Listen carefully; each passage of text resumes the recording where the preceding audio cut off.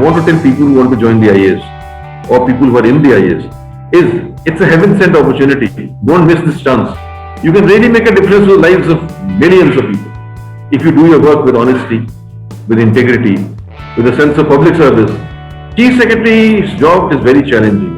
The Chief Secretary's job, where you are head of the state, you are handling everything, you are responsible for everything.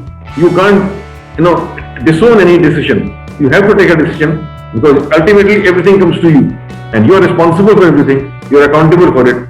Oh, it's a tremendous job. So the politician is very important in a democratic setup. He represents the will of the people. He is an elected member.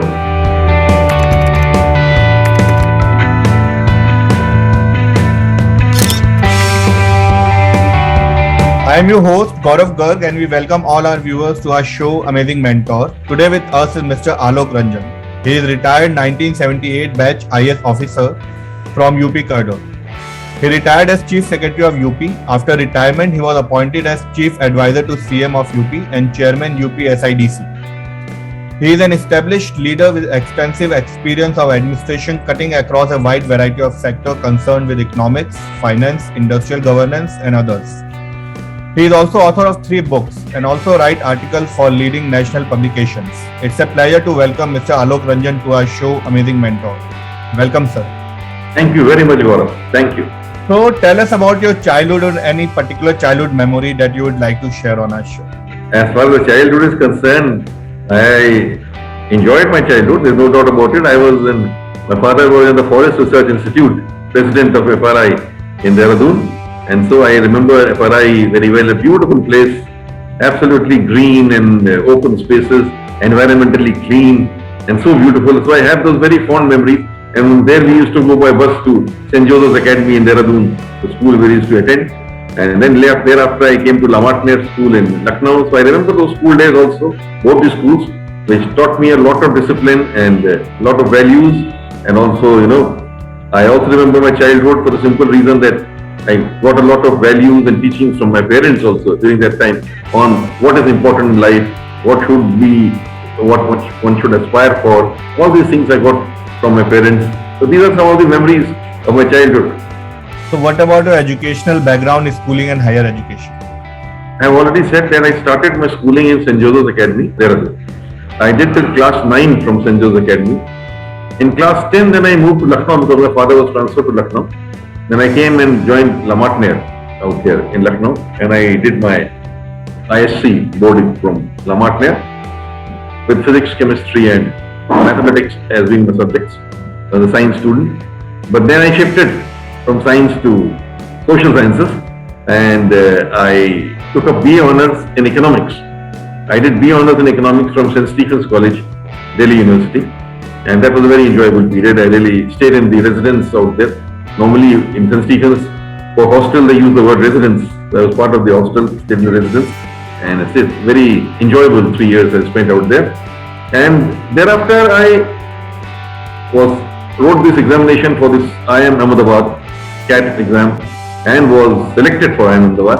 So then I joined IIM Ahmedabad for my MBA course, 74 to 76. I did that.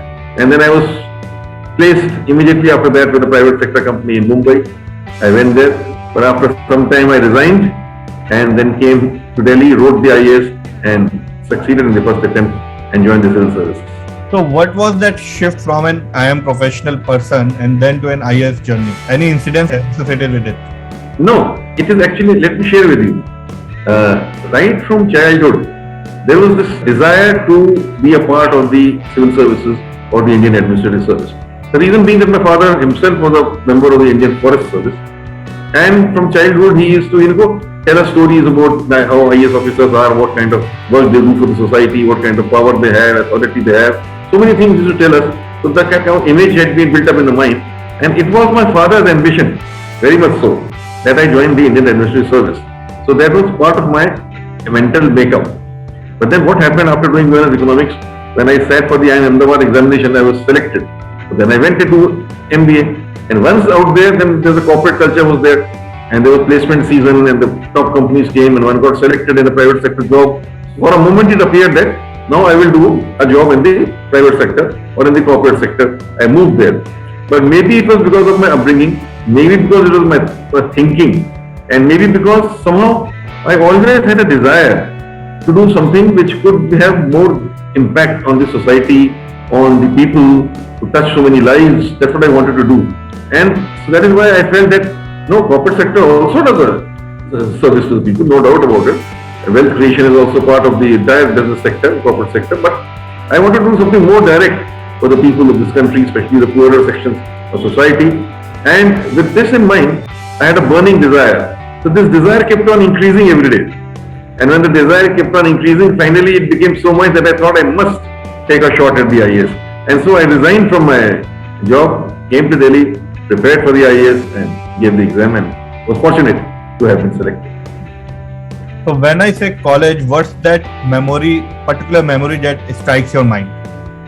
But college, if you want to say college and St. Stephen's College, well, one thing was, I remember the admission process was very tough in St. Stephen's College. Apart from the marks we had got in our school leaving examination, there used to be, for economics honors was the toughest subject to get into. Because the highest percentage of people, people getting the highest percentage, they get selected in economics honors in Delhi University. And there also St. Stephen's College is one of the top colleges as far as economics honors is concerned. And then they used to have an interview. And that was the first interview. So I have a very good memory of that. And the interview went on for as much as almost 20 minutes. I was surprised. People going in before me were coming back out of 6 minutes, 7 minutes, 8 minutes. And somehow the conversation became so interesting. They talked to me about what books have you read, why are you fond of this author, why are you fond of this literature, and so many other things they discussed with me. And it became a very interesting conversation. And that was my first interview of my life really. Before that, I had never appeared for any interview of any kind. And I was not even aware of whether I will be able to do well or not do well. I was not conscious of whether I had the ability to handle an interview well. But I was surprised that I could do it well and I was selected. So that was a very happy memory, getting selected.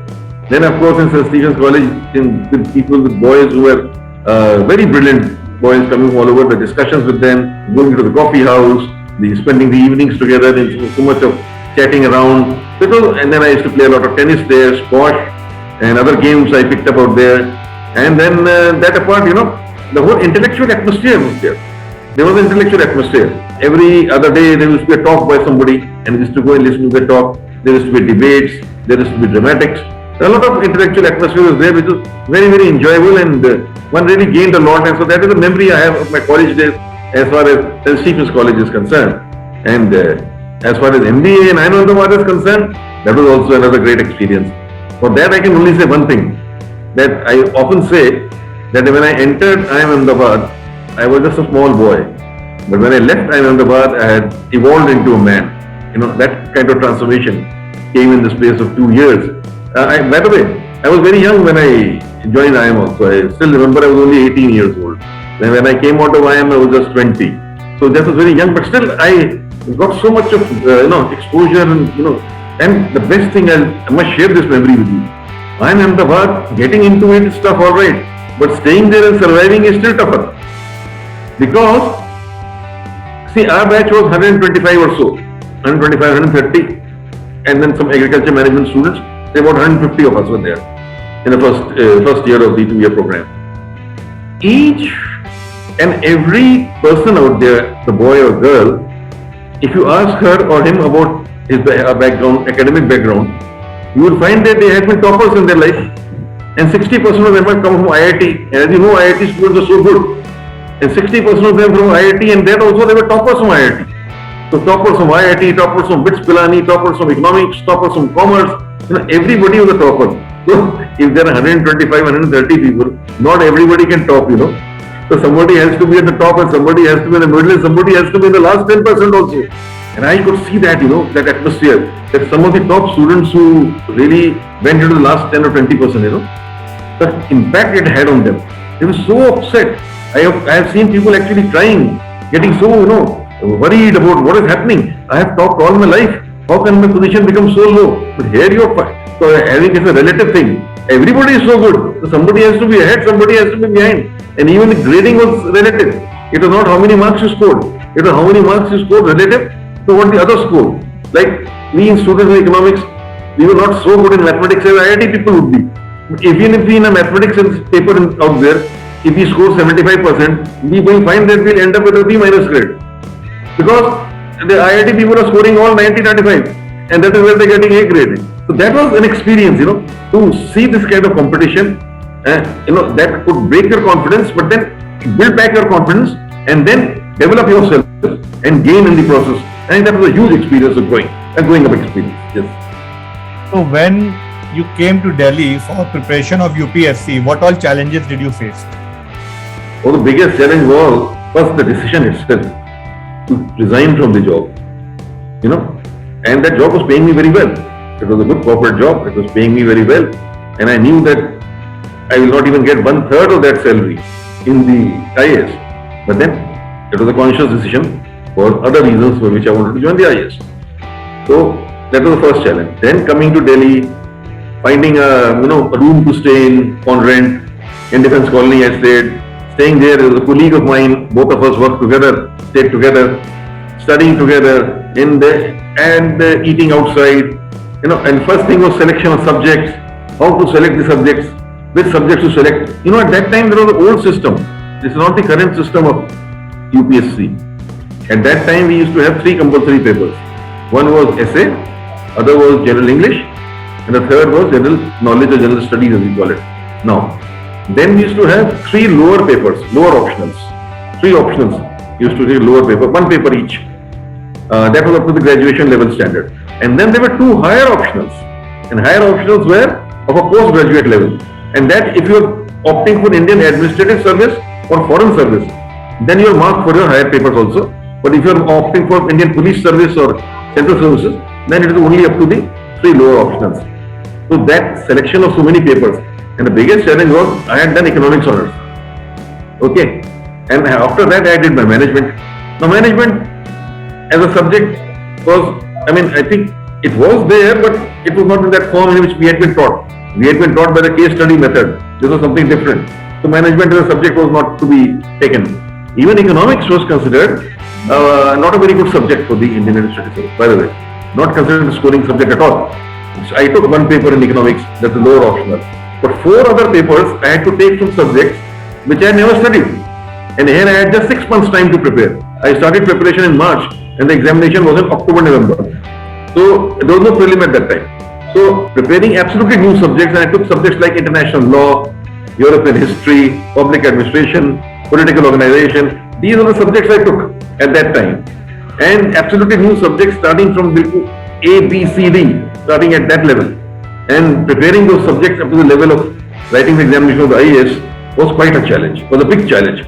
So first of all, getting the kind of books, right kind of books. I did not go by notes from any coaching book or anything. We went by original textbooks.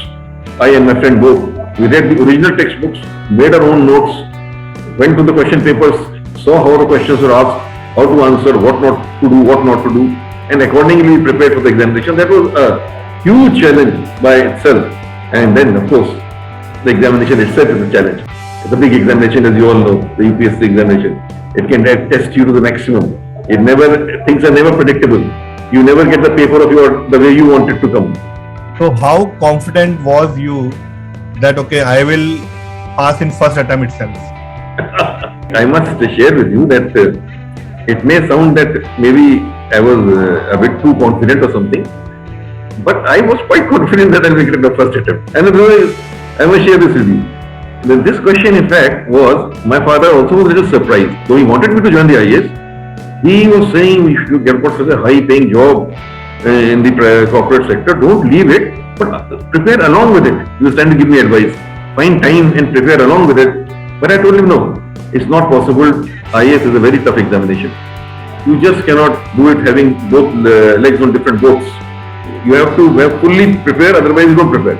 So the question is, I have to give up this job. I can't do justice to either. If I do a job and then prepare for the IAS, it's not possible. Then he asked one ICS officer who was a friend of his. That person also, dissuaded me. He said, look, you son, it's too risky. You never know whether you can get into it or not. And a bird in hand, he said, is greater than 2 in the bush. So what you have as a job is bird in hand. So just don't think of 2 in the bush and give this up also. So think about it. But then I decided, no, I'll go ahead with it. And I went to the extent this was, I think, a little. Today, when I look back at it, I wonder from where I got this kind of confidence.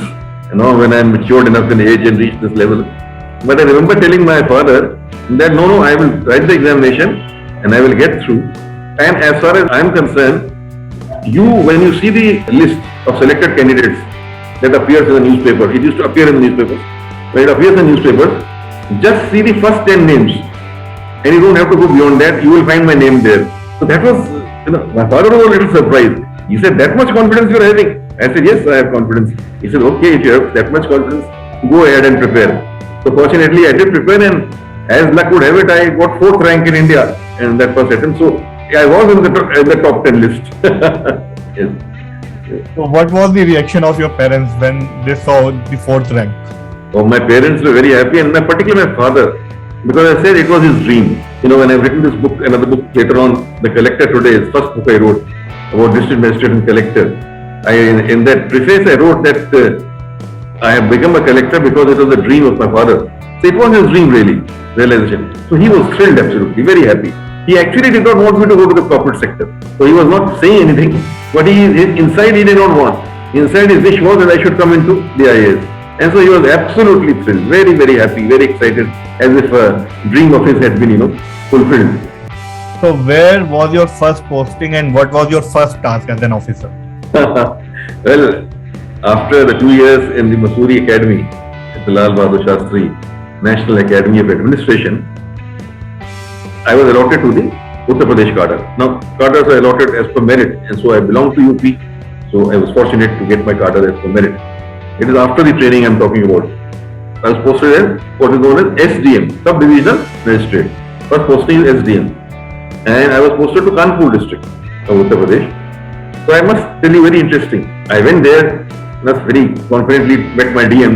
"Sir, I am a young IAS officer. I have just, arrived and I have been asked to join your district." I was hoping he will, welcome me with open hands and say, "Okay, this is what the posting will give you and that will give you something important." He looked at me and said, "Okay." Then he said, "Fine, I'll give you a sub-division, and you go to Derapur. SDM Derapur I'll make." I did not know what Derapur was. I came out smiling. Then some people asked me what happened. I told them other officers were there. I said, "He's made me SDM Derapur." Oh, they said, "Derapur? Do you realize what Derapur is?" I said, "No." They said it is the farthest subdivision of Kanpur. It is 72 kilometers from Kanpur. There are no proper roads to reach there. It is the most backward subdivision. There is not even any proper place for the SDM to stay there. There is an old ramshackle broken down PWD guest house, and old tehsil building also, and a very poor and backward area. And imagine you are getting posted there as a young IAS officer. Oh, they started sympathizing with me. So I said what to do. And then I went to Derapur, and they were right. It was the most backward area. And can you believe it? This is 1980. In 1980 in Derapur, there was no electricity. In the PWD guest house, in the evening, the person who used to attend to me, the chaprasi, he used to light the lanterns. And in the light of the lanterns, I used to have my dinner or do whatever work or reading or anything I wanted to do. Always used to be in the light of the lantern. And since there was no electricity, one had to sleep outside in the lawns, because otherwise it would be very warm inside in the room. And then there was no running water also. There was no tap water or running water. And so in the morning, my person would go to a well nearby. From there, he'd draw 2 buckets of water and he'd bring it to me so that I can have a bath or something. So this was the big start. I said, "Oh, imagine getting into the IAS and then coming here, where there is no running water, where there is no electricity." But that was one thing. But I started enjoying my job from day one. Sitting in the court, the feeling of sitting in the court, doing justice. When poor people used to come to my court and they had so many problems, and when I started disposing of their problems, the smile on their faces, the satisfaction on their faces, made me feel very, very happy. They are doing something very significant. And right, from the very beginning, it was a tremendous challenge, to try and satisfy the grievances of people. And I started doing new innovations, new things. And almost immediately after I joined, there was a major flood within 1 month after my joining, heavy rain. And there was only one road connecting Derapur with Kanpur. There was a bridge on it, and that bridge was washed away in the floods. So there was no connectivity. No mobiles used to be there. The telephone was also not working. So I was left totally on my own. Can you imagine? A person, young officer, joining a subdivision, and within 1 month of his joining, he is left on his own to handle severe floods where hundreds of villages have been marooned. So I had to go by boat, go to those villages. I used to start at 7 in the morning and come back at 2 in the night. And all day travel by boat, go to villages, distribute relief material, evacuate people, take them to safer places. So much of work, it was so exciting and thrilling and also so challenging. I realized what you can do as an IAS officer really to help people also, and also how challenging a job can be, and how almost immediately you are left on your own. There's nobody to help you. Nobody to help you or guide you. You have to take your own decisions and you have to find solutions. So that was very challenging indeed. So any negative thought that strikes your mind क्योंकि अभी तो मैं IIM से आया हूँ और अभी IAS बना और फ्लड में बैठा हुआ हूँ। नहीं, मुझे कभी नेगेटिव थॉट नहीं आया। कभी मैंने उसको रिग्रेट ही नहीं किया अपनी पूरी जिंदगी में। I never regretted. Even I know I was from IIM and I was in Mumbai and I have a very comfortable life was there, and this life was not so comfortable to begin with. But no, I had no regrets because that gave me that satisfaction of really doing something for the society or serving people, which I wanted. So I got this, So that is why I came there. So I was very happy. Everything it was very, very interesting, and to work in that subdivision for a year, and that was a dacoit infested area also. So many, incidents of dacoity and all used to take place. So that kind of place to live in, and it was really thrilling and exciting to work. Yes. So in your vast 38 plus years of career, you have been in different departments. Which one was your favorite and why? I can say I was fortunate to have worked in very different departments, and I've enjoyed most of the jobs that I've been there. In fact, I would say all of them I've enjoyed. I would say that working as a chief secretary was absolutely the most satisfying because you're head of the state and all departments are with you. I would say working as a district magistrate is very satisfying as a collector. That's the main job, and I was lucky to get 5 districts. I was served as district magistrate of 5 districts, and so had a lot of experience, and it gave me a lot of satisfaction working in the districts. I thoroughly enjoyed it. But then, if you're saying one posting, I was not mentioned chief secretary and district magistrate because these are outstanding postings always. Anybody working as a DM would be very happy with that posting. It gives a lot of satisfaction. Anybody who becomes a chief secretary will get a lot of satisfaction. But one posting I thoroughly enjoyed was that of municipal commissioner. I was made municipal commissioner and vice chairman of the development authority of Allahabad, which is now called Prayagraj. It used to be called Allahabad those days. So I was made that, and it was a very satisfying experience. There I found that I did not have that kind of support from the police and others as a DM has. That sense of authority that a DM has. I am on my own, and yet the people who come to me with their grievances are educated people, well-off people, very vocal, who demand their rights, and you have to satisfy them. And 1 year I was there with the unelected board, second year with the elected board. An elected board having 80 corporators, when a mayor working with them. It was a very, very big challenge. And then anything you do in a municipal commissioner, you get immediate reaction of the people.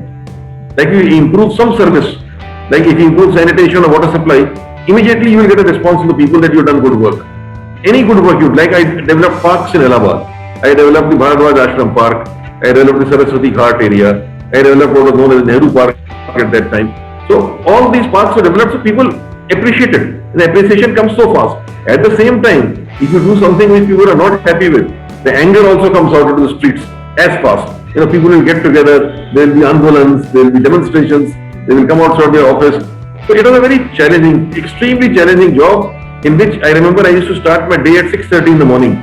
I used to go to inspect the city to see how the sanitation staff was cleaning the city or not, garbage was being removed or not. So starting from 6:30 in the morning and then work till 11 in the night. It was very challenging, very demanding, but immensely satisfying job. So what's that one thing you love about your profession the most? It is the diversity of this profession. It gives you diverse experience. You can never get bored in the IAS. In any job, other job, you might think that okay, it is repetitive. I am doing the same thing over and over again. This can never happen in the IAS. Every 2 to 3 years, you will move into something, and sometimes to a totally different field. And so the challenge is to learn about that field, to read about that field, to understand, grasp, and then deliver. So that is so enjoyable, to grasp the problems in a new field altogether and then deliver the results there. That was very challenging all through. And then the feeling that you take a major decision and then you get the feedback that this has made so much of a difference to people. Like when I was Secretary Basic Education, I realized there were not enough schools in the rural areas. So I went about that, and in a 3-year tenure, I was instrumental in getting 20,000 schools constructed.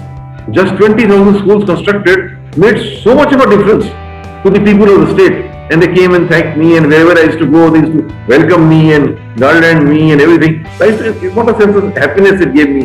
That okay, so this is what the IAS is all about. If you do public service in the IAS, if you do something to make a difference, I have written in that book of mine, Making a Difference. If you do with that intention, you should not go for any intention of just power and status. But the intention and motivation should be to do something for the people, deliver public services. If you go with that intention, you can be very, very satisfying. It gives you a tremendous sense of well-being and happiness. Any heart-touching incidents in your professional life you would like to share? No, a lot of incidents are there on my professional life which I could share, but one is the achievement part, but one is, I'll say something like that, small things, can make a difference. Like right in the beginning of my service, as I said, when I was SDM, during this floods itself, around that time that I was talking about, I was sitting in a small, only town I had in Dehradun, a small town, and I was trying to collect some relief material from the people. I was asking the traders and business people to donate material so that I could take it to the villages to distribute it. And suddenly somebody came to me and she told me that, there is a woman who has been tied up in a village somewhere by some tribal people, and who are beating her and ill-treating her and all that, and she's crying and shouting, but she is kept there and she's being molested and everything by these people. So you do something about it. I asked the police said, no sir, it's nothing like this. It's alright, she has come of her own accord. But I did not believe it.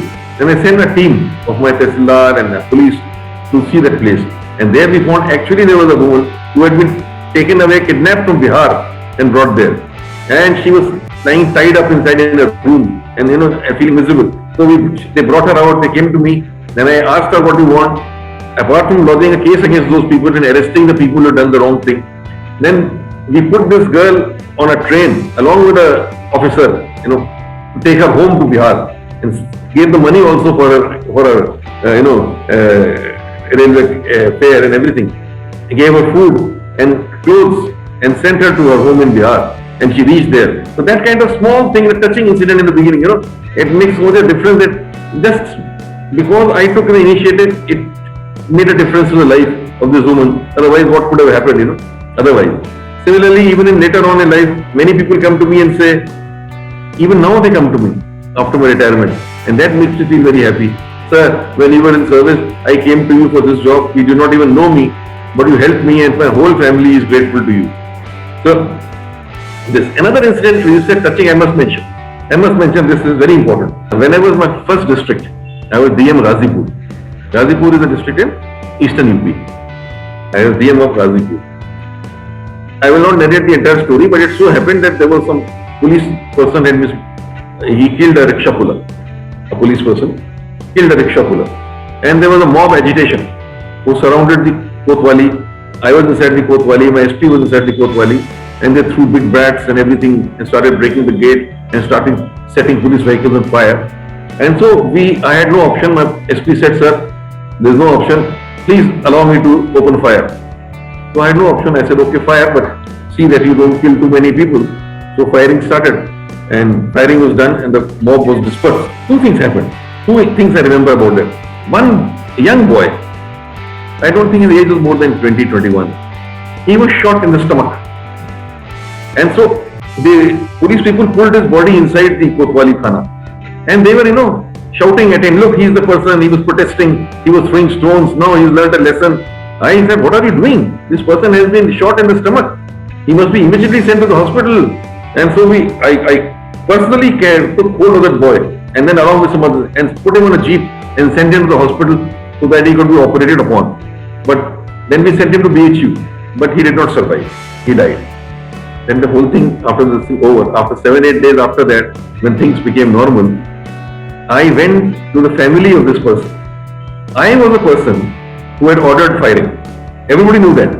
As district magistrate, I had ordered the firing. And in this firing, this boy had been shot and he had died. Yet, I realized I am a district magistrate. When I opened firing, it was not against anybody, no enmity against anybody. I was just trying to maintain law and order. But I am also a compassionate DM. I must look after the people in my district. So I went to the family in the village. My SP said, no, sir, they are very angry. You take the police force with you and all that. I said, no, I will not take the police force. I will go alone. So I went alone to their house. And then they made me sit down. And I talked to them. I spent about more than 2 hours with them. And they were so happy, so touched by the fact that had come and I was sympathizing with them. I told them, look, I'm sorry it happened. It had to be your son. And I'm sorry I was the person who got the firing done. But I'm with you. And I helped them also. One child of theirs, I got him employed in a government job. I then helped solve some other problems of theirs which they had. And another child of his was looking after some contracts in state government departments. I helped him get those contracts.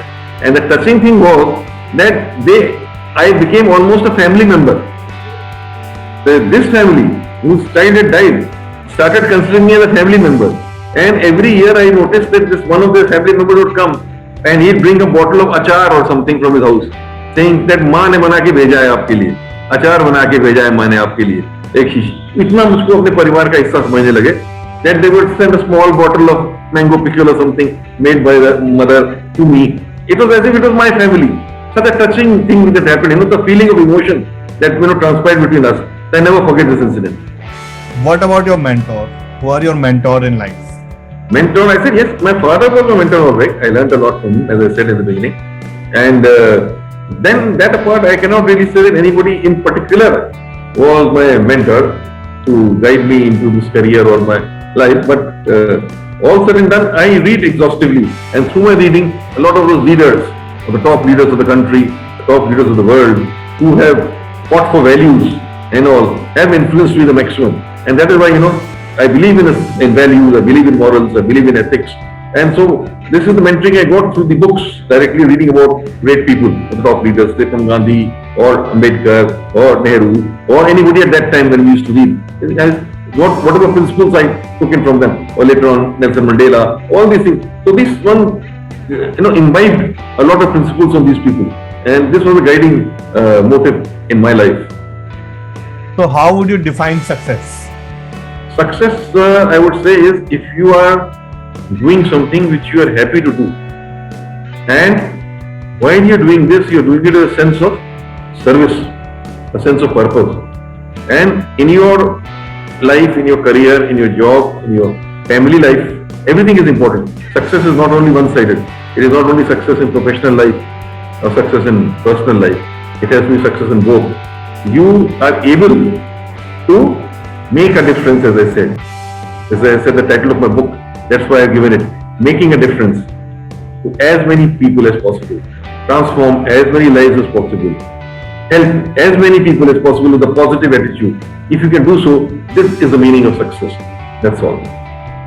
So if you are able to get hold of time machine, which phase of your life would you like to roll back? No, not really. I don't believe in that at all. I believe that life is an enjoyment, Life is a pleasure, life is a struggle also. You take right decisions, you take wrong decisions. You have happy moments, you have unhappy moments. But I don't want to change any of that because the unhappy moments also teach you so much. They build your character also. They help you grow also. The happy moments also teach you a lot. They also, give you so much of pleasure and thing in life. So rolling back, I said, I had a very satisfying career. I've had a very satisfying life. And given another chance, I would like to repeat it and go the same way. Yes. So tell us about your book, Making a Difference, the IAS as a Career. This book is about what is there in the IAS as a career. The opportunities, the challenges, the diversity of experience, the tremendous opportunity you get to serve the people. And Making a Difference title, as I just explained, this is a service. I want to tell people who want to join the IAS or people who are in the IAS, is that it's a heaven-sent opportunity. Don't miss this chance. You can really make a difference in the lives of millions of people if you do your work with honesty, with integrity, with a sense of public service, if you really want to deliver justice to the people, really come out into the open and solve the problems and grievances of each and every citizen with a positive outlook, well, you can make a difference. You can transform lives. You can transform the society. So this book is all about that. Starting from why one should join the IAS, what should be the motivation. Yes, power is there, status is there, but power and status to do what? Not to get a salute from the policeman only, but to do something for the society, do something for the human beings, do something for the betterment of people who are poor, who are uneducated, who are not getting proper health care. Like if you are looking after education department, improve the quality of education. If you are looking after health care, improve the quality of health care so that people get better services. This is the type of satisfaction you can get in the service. And so this book is about that. And then also it has discussed certain myths and realities about the IAS. How there are some common myths about what an IAS officer is like, or what the job of the IAS is like. And I have tried to answer what in my opinion is what is the real position. And ultimately I said that it's an intensely satisfying job. You can really do something which you will look back in life with intense and immense satisfaction. So this is the core of the book. So what inspired you to write this book?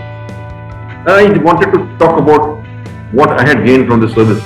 And I also wanted to, as you said, mentor. I said I did not get a mentor, but I wanted to mentor young boys and girls who want to join the civil services or who have already joined the civil services, to tell them that what is possible. Today, some people have become cynical. They say there is so much political interference, you cannot do anything. I want to tell them, no, you can do a lot still. No, don't take that attitude. A lot of people say that there is a lot of corruption and so we can't do anything which is honest or of integrity. I want to tell them, no, that's also not correct.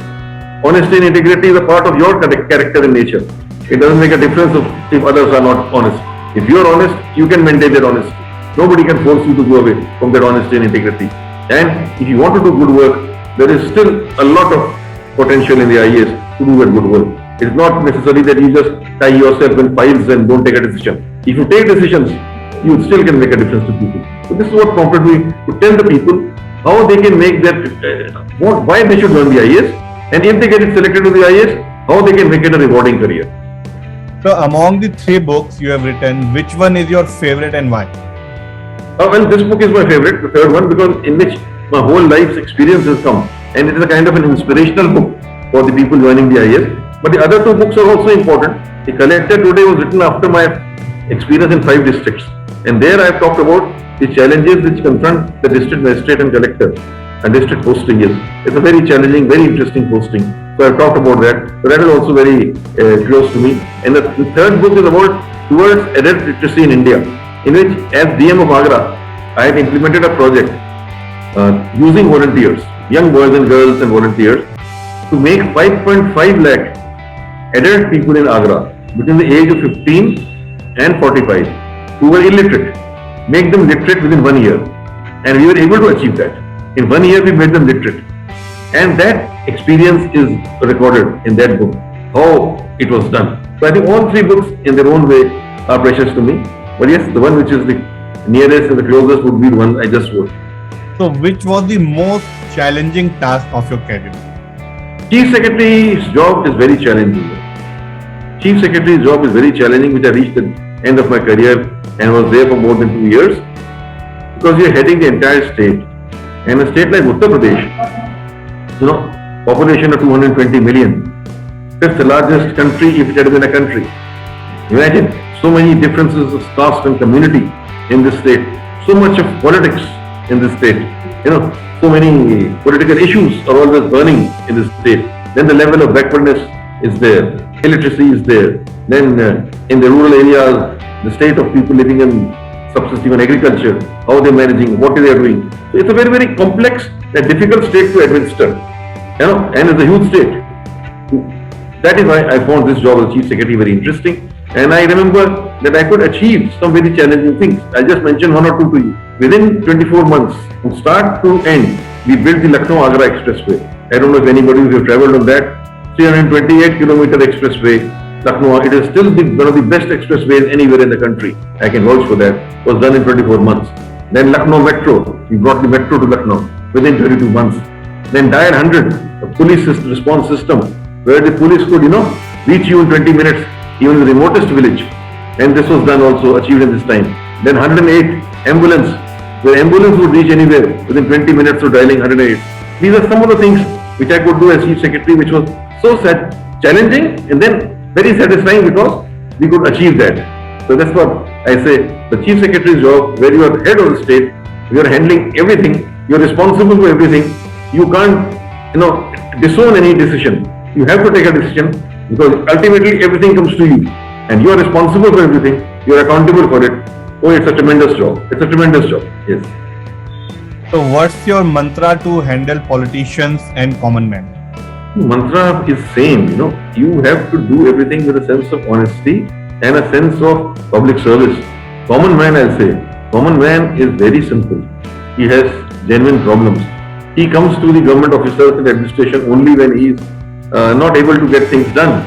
He is worried, he is upset, he is concerned. At that time, if you listen to him, mantra is, first of all, listen. We don't listen. Many officers don't listen. Be courteous, be polite. Listen to the person, give him respect, and then have a positive attitude. Have a positive attitude and solve the problems of that person as far as possible. Then and there, resolve his issues. If you can do that, you can do your service to the common man. And then, as far as the politician is concerned, I would say to people that don't be under this mistaken impression that whatever politician does is wrong and whatever officers do is right. It's not correct. You see, politician is very important in a democratic setup. He represents the will of the people. He is an elected member. And you should not think he is a fool. He knows everything. He understands people. Academically, an officer may be, better than the politician because he studied more. But a politician has a PhD in people. He understands people. He has the pulse of the people. He understands people better than any officer or administrator will be able to understand. And therefore, he understands what people need, what they want. So he will articulate that need, what the desire is. And it is up to you to translate that into real experience or in reality. So, respect the politician always. Never be arrogant towards him. Never doubt him. Try and see what he is saying. Very often, you may not like what he is saying. But you should understand that he is responsible to his voter. Whatever he has to say, he will present the viewpoint of his voter in front of you. I've had that experience. But he will not deliberately push you to do something wrong. He will not. So, politician and administration are like two wheels of a vehicle. You have to work together if you want the society to develop, if you want the state or country to develop. And so that is a mantra. So, be understanding of the other's viewpoint and take them forward. The final mantra, as you said, is, I always keep this in mind. And this is what I written in my book also, Making a Difference. Always put yourself in the shoes of the other person. Try and think that if I was there, what kind of behavior would I expect from the officer? What kind of response would I expect from the officer? And give that kind of response. Whatever you would expect yourself. I think that is the ultimate mantra.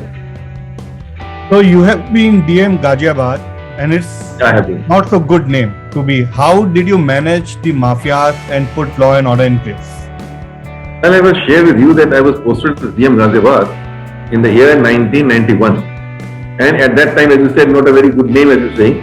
It was known as the Wild West of UP.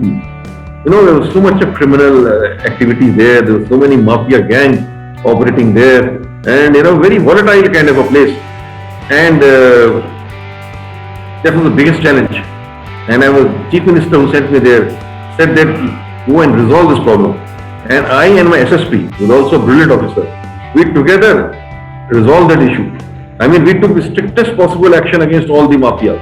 We arrested them under National Security Act. We confiscated their properties. We did everything possible at that time. And with this, but we were very fair also in our dealings. As a result of this, the mafias and the criminals left Ghaziabad. They moved out of Ghaziabad. They moved to other states, but they stopped their operation in Ghaziabad. And the most satisfying thing was that suddenly the property prices in Ghaziabad started going up because there was a sense of security amongst the people. People started coming back, looking for property, staying there. So I got immense satisfaction working in Ghaziabad as DM. We were able to handle that. And I was so happy at that time. I remember India Today magazine, they carried a whole article on us saying how these DM and SP have been able to tackle the mafias in Ghaziabad. That was intensely satisfying. And as you said, the second thing about Ghaziabad is it is a place where you get a lot of temptation. It is a very rich place. A lot of people willing to offer you money for anything. If you are able to maintain your integrity and honesty in the face of all this, it is a big satisfaction.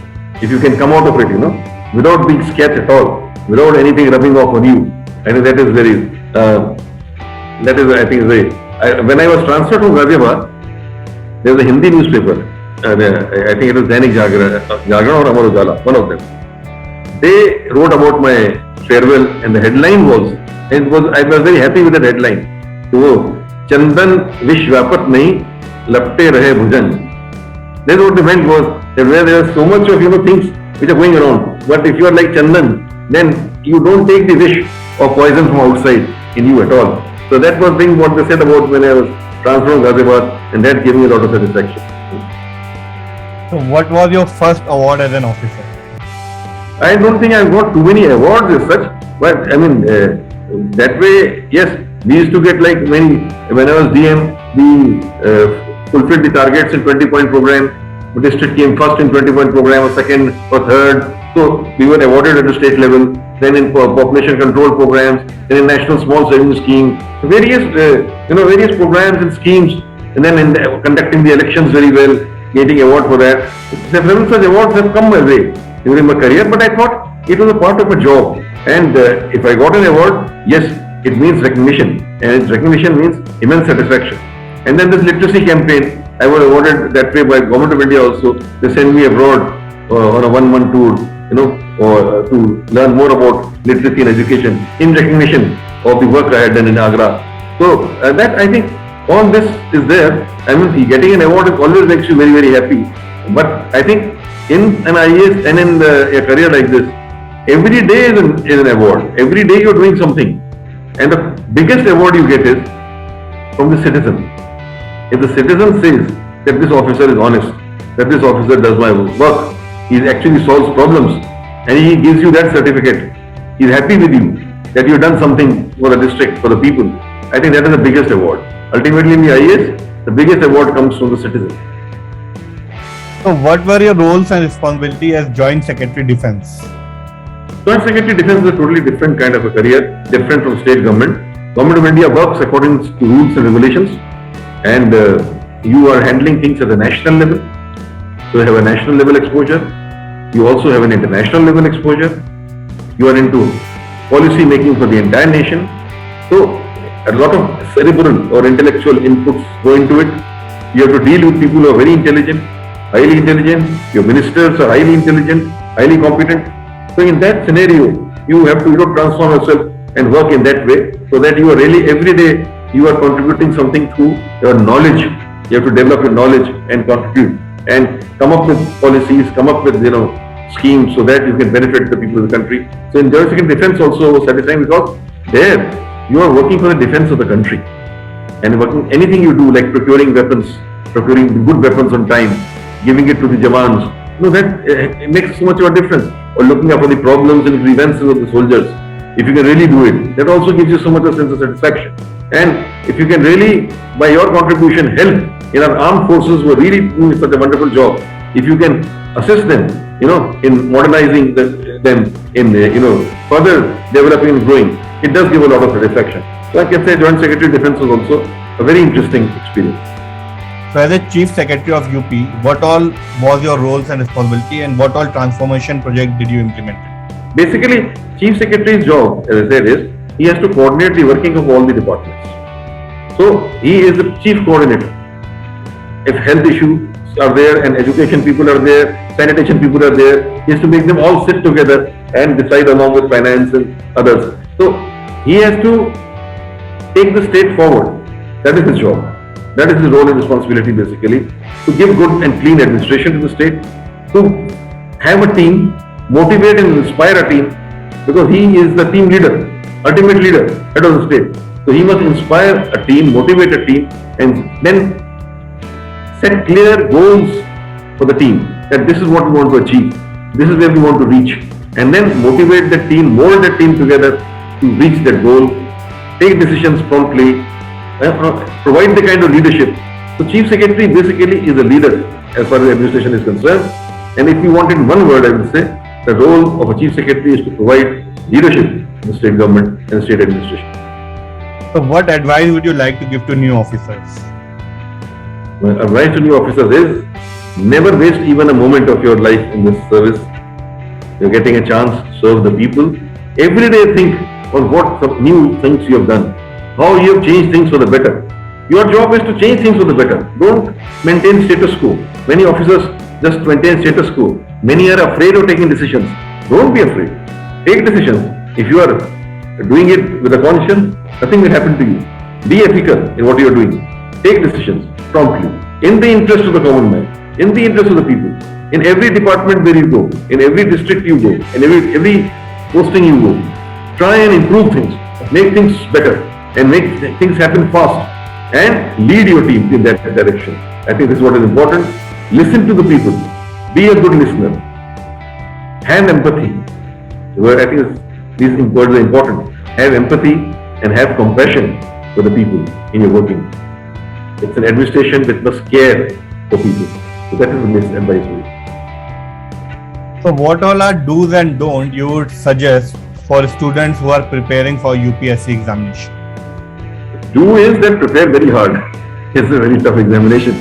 Prepare according to the question papers and all, see those papers, but read original textbooks, have conceptual understanding, read and understand widely, practice writing of answers because you have to writing of answers is half the job done, and also develop your mind fully so that you can handle the personality test and interview as well also. So this is the way how you prepare an examination.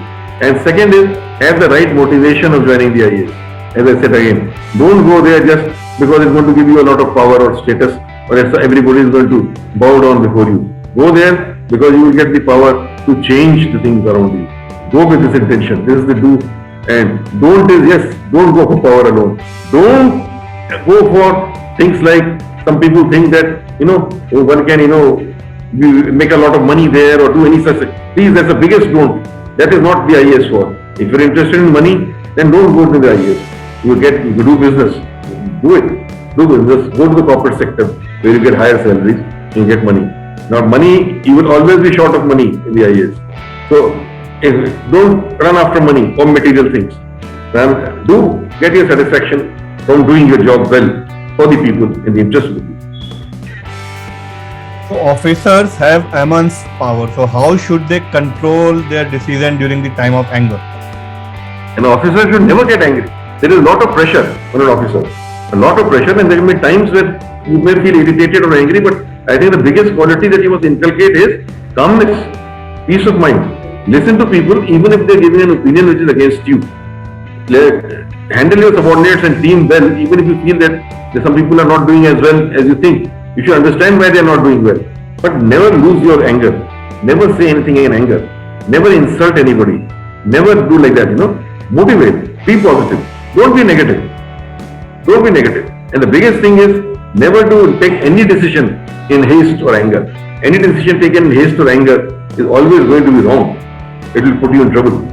Be calm, be collected, be cool, think, and then take a decision. So now we'll start our rapid round. Oh, yes. Your favorite actor and actress? Well, I am an old timer, I'm 67 years old now. So, my favorite actor used to be Dilip Kumar, and my favorite actor was Wahida Rahman. Your favorite color? I like red and blue. Red, maybe if you can say one color. Your favorite destination? Oh, I like to go to the hills. I love any hill station. Success in one line? To make a difference to the lives of people. What change would you like to see in the world? Any one particular? No, the world is as it is. Nothing will change. Change yourself. Don't change the world. Change yourself. At last, one line that defines you. Positive. I am a person with a very positive outlook and attitude. Do everything in a positive way. Thank you very much for your time, and thanks for sharing your experience, life experience as well as professional experience. Thank you very much for your time. Thank you, Gaurav. Thank you. I enjoyed talking to you, and I hope whoever hears our talk will gain something out of it. Thank you very much. Thank you very much, sir. Thanks for watching Amazing Mentor. Don't forget to subscribe and hit the bell button to get regular updates. Thank you very much.